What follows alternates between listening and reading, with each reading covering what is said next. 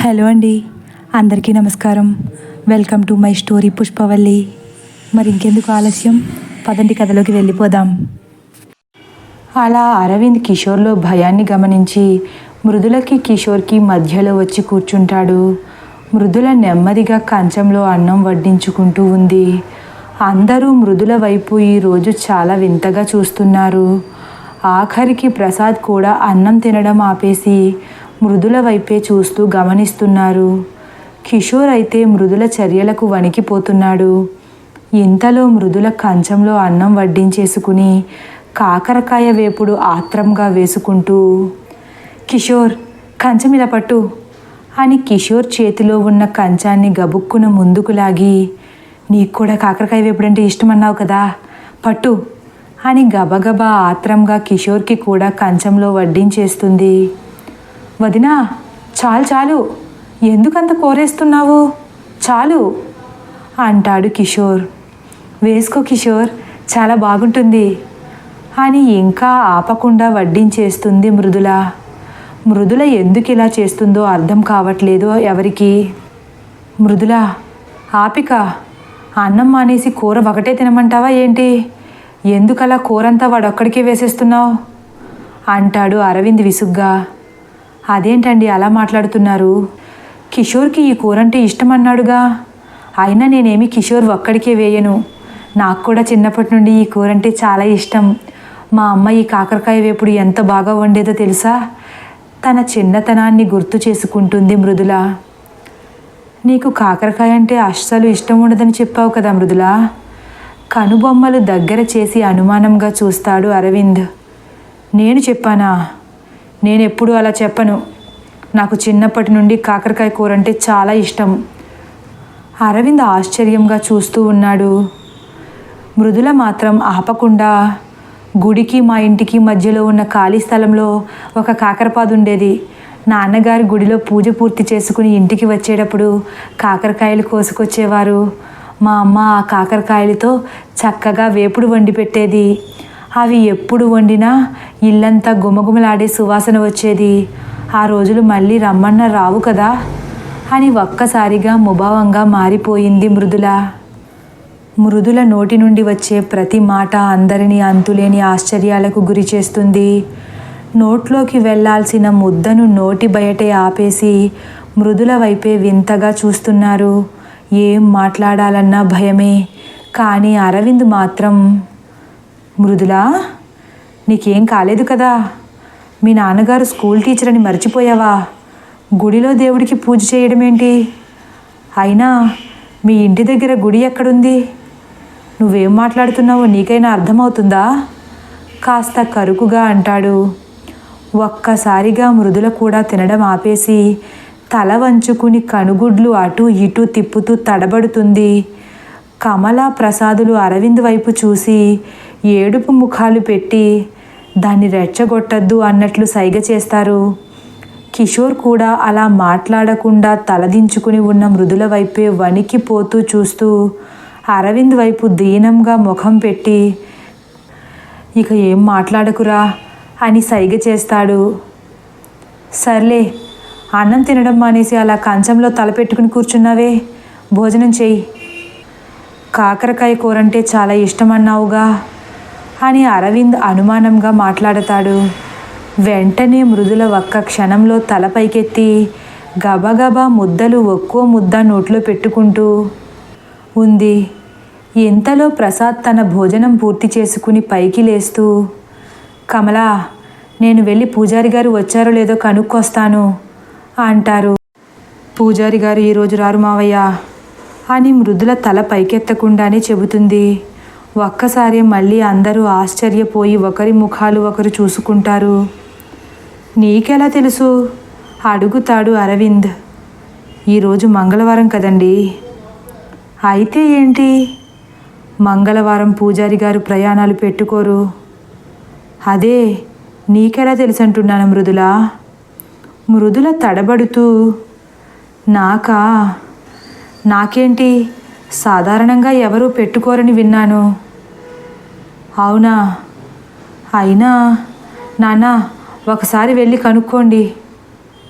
రారంటున్నానుగా, నా మాట మీద నమ్మకం లేకపోతే వెళ్ళి కనుక్కోమని చెప్పండి.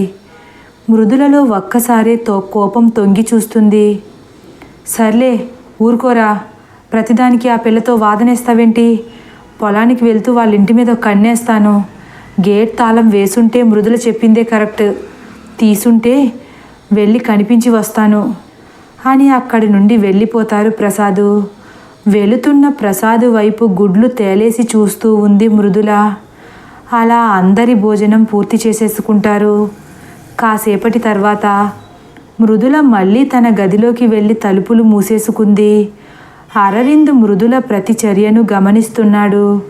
కిషోర్ నెమ్మదిగా వచ్చి అరవింద్ పక్కనే కూర్చుని, అరే వదిన శరీరాన్ని పుష్పవల్లి రెంట్కి తీసుకుందా, లేకపోతే పర్మనెంట్గా సెటిల్ అయిపోద్దంటావా? నోర్ముయ్, అంత సీన్ లేదు. ఇవాళ రేపటిలోగా ఏదో ఒక పరిష్కారం ఆలోచించాలి అంటాడు అరవింద్. వాళ్ళ నాన్నగారు పూజారి గారిని డైరెక్ట్గా చెప్పేశాక కూడా ఇంత ధైర్యంగా ఎలా ఉన్నావురా బాబు? అదే నీ పొజిషన్లో నేనుంటే మా యావిని వెంటనే పుట్టింటికి పంపించేసేవాణ్ణి అంటాడు కిషోర్ భయపడుతూ. అరవింద్ ఒక్కసారి కిషోర్ వైపు తిరుగుతాడు. అవునరా, ఈ ఊళ్ళోనే ఉంటే వదినని ఆ పుష్పవల్లి వదలదు. అందుకే వాళ్ళ ఇంటికి పంపేయి. వదినను ఆ పుష్పవల్లి వదిలేశాక ఇక్కడకు తీసుకువచ్చేద్దాం. ఏడ్సావులే, అక్కడికి పంపిస్తే మాత్రం పుష్పవల్లి మీ వదినను వదులుతుందనేమీ నమ్మకం లేదు. పుష్పవల్లికి ఏదో కావాలి కిషోర్. చాలా తీక్షణంగా మాట్లాడతాడు అరవింద్. ఏదో కాదు, మన రక్తం. అవకాశం దొరికితే మిల్క్ షేక్లా మనల్ని షేక్ చేసి పడేసేలా ఉంది. నీ వేళ కొలాపరా, నేను చెప్పేది జాగ్రత్తగా విను. పుష్పవల్లికి ఆదిత్య కావాలి. ఆదిత్య? వాడెవడు? అదే తెలియట్లేదు కిషోర్. ఆ ఆదిత్య కోసమే పుష్పవల్లి ఎదురు చూస్తుందనిపిస్తుంది. నాకు ఆదిత్య కావాలి, పంపించమని నీతో చెప్పిందా ఆ పుష్పవల్లి అంటాడు కిషోర్. డైరెక్ట్గా చెబుతుందా? పుష్పవల్లి మాకు కనిపించినప్పటి నుంచి వినిపిస్తున్న ఏకైక పేరు ఆదిత్యదే అంటాడు అరవింద్ మళ్ళీ తీక్షణంగా. అవునా? అవునరా అంటూ జరిగినదంతా చెప్పుకొస్తాడు అరవింద్. మౌనంగా వింటున్న కిషోర్, ఈ ఆదిత్య ఎవరు? అసలు ఆ దెయ్యానికి ఆదిత్యతో పనేముందంటావు? అదే ఆలోచిస్తున్నాను. నాకు తెలిసి మన ఊర్లో ఆదిత్య అన్న పేరున్న వాళ్ళు ఎవరు లేరు కదా. ఎవరైనా ఉన్నారా? నీకెవరైనా తెలిసేంటి? మన ఊళ్ళో లేరురా, కానీ మా కాలేజీలో ఉన్నాడు. పుష్పవల్లిని వాడికి అంటగట్టేద్దామే ఏంటి? హే, ఏం మాట్లాడుతున్నావు? జోక్స్ వేయొద్దన్నానా? ఆడంత మంచోడేమీ కాదురా, ఓవర్ బిల్డప్ ఎక్కువ. ఒక్కసారి ఈ పుష్పవల్లిని వాడికి అంటగట్టేస్తే ఆ బలుపంతా దించేస్తుంది. ఏడ్సావులే, పుష్పవల్లి నీలాగా తెంగరదనుకుంటున్నావా? తనకు కావలసిన ఆదిత్య వేరు కిషోర్. మనం ఏం చెబితే అది నమ్మేయడానికి మన అమ్మ కాదు, అక్కడ ఉన్నది పుష్పవల్లి. అంటే అమ్మని తెంగరదంటున్నావా ఇప్పుడు? నేనేం మాట్లాడితే నువ్వేం మాట్లాడుతున్నావురా దున్నపోతా? కాసేపు నువ్వు మాట్లాడకు, నా తల పగిలిపోతుంది. వదిన చెప్పినట్లు ఈరోజు పూజారి గారు రాకపోతే ఏం జరుగుతుందో అని భయంతో చస్తున్నాను. నేను దాని గురించి టెన్షన్ పడుతుంటే నీ గోలేంటి మధ్యలో? విసుక్కుంటాడు అరవింద్. అవునరా, అదొకటి ఉంది కదా. అదే కిషోర్, నిన్న ఏదో తప్పించుకోగలిగాం, కానీ ఈరోజు ఏం జరగబోతుందో అని తలుచుకుంటేనే భయమేస్తుంది. అరవింద్లో కూడా భయం కొద్ది కొద్దిగా కనిపిస్తుంది. వామ్మో, ఇప్పుడు ఎలారా? ఓ పని చేద్దాం, మనందరం ఒకచోటే పడుకోవచ్చు. పడుకునేటప్పుడు మన గదిలో ఆంజనేయ స్వామి ఫోటో పెట్టుకుని పడుకోవచ్చు సలహా ఇస్తాడు కిషోర్. ఆంజనేయ స్వామి ఫోటో పెడితే అక్కడ మృదుల పడుకోదు కదా అంటాడు అరవింద్.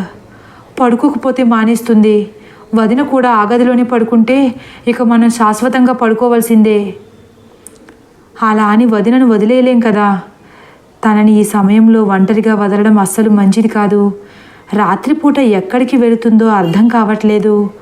ఒంటరిగా పెరట్లో తిరుగుతుంది. ఒకవేళ ఊళ్ళోకి వెళితే ఎవరైనా చూస్తే తన గురించి తెలియక తప్పుగా అనుకుంటారు కదా. అరవింద్ మాటల్లో ఆవేదన కనిపిస్తుంది కిషోర్కి. అవునరా, అది నిజమే. అసలే మన ఊర్లో వాళ్ళు పుట్టిందంటే పెరిగిందంటారు. అనవసరంగా వదినకు చెడ్డ పేరు వస్తుందేమో. అదే కదా నా బాధ కూడా. అసలు రాత్రి ఎక్కడికి వెళ్ళిందో తెలుసుకోవాలి. అప్పుడే మనకు ఆ పుష్పవల్లికి ఏం కావాలో తెలుస్తుంది. తెలుసుకోవాలంటే ముందు మనమంటూ బ్రతికుండాలి కదరా. అందుకే పూజారి గారి చేత ఆ తాయెత్తులు కట్టించుకుంటే కాస్తలో కూస్త ఆ పుష్పవల్లి నుంచి మనం బయటపడగలం. అప్పుడు తనకి ఏం కావాలో తెలుసుకోవచ్చు అంటాడు అరవింద్. ఇంతలో కమలా ప్రసాదులు గుసగుసలాడుకుంటూ లోపలికి వస్తున్నారు. హాల్లోకి రావడమే కమల కంగారుగా అరవింద్ దగ్గరకు వెళ్ళి నెమ్మదిగా, మీ ఆవిడ చెప్పింది నిజమైందిరా. పంతులు గారు ఈరోజు రారంట, రేపు వస్తారంట. ఈరోజు ఎలా గడుస్తుందో ఏంటో నాకు చాలా భయంగా ఉంది అరవిందు అంటూ సోఫాలో కూర్చుంటుంది. కిషోర్ ఆశ్చర్యపోయినప్పటికీ అరవింద్ మాత్రం అలా ఏదో ఆలోచిస్తున్నట్లు చూస్తూ ఉండిపోయాడు. పూజారి గారు ఎప్పుడు వస్తారన్నది ఎవరినైనా అడిగారా నాన్న? అరవింద్ తన గదిలోకి వెళుతున్న ప్రసాద్ వైపు చూస్తూ అడుగుతాడు.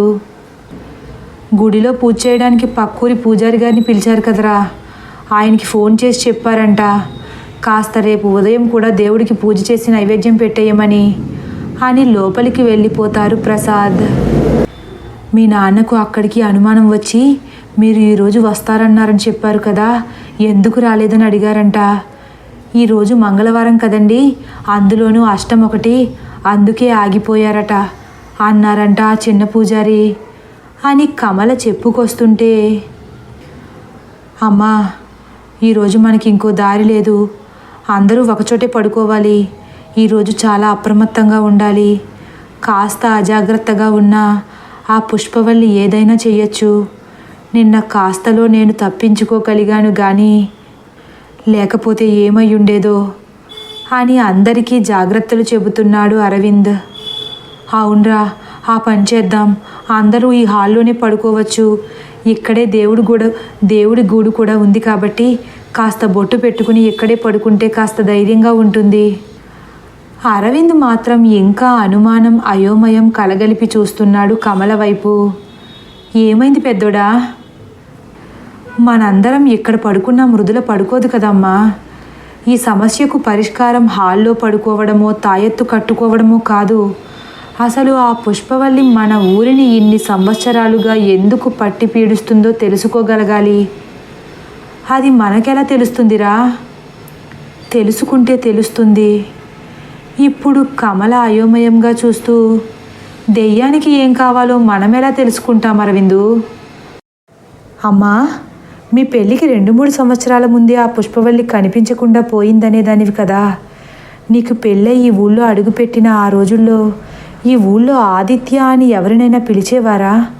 నీకేమైనా తెలుసా ఈ ఆదిత్య ఎవరో? ఒక్కసారే కమల పైకి చూస్తూ, ఆదిత్య ఏమోరా, అత్తింటి కొత్త కోడల్ని కదరా, నాకెలా తెలుస్తుంది?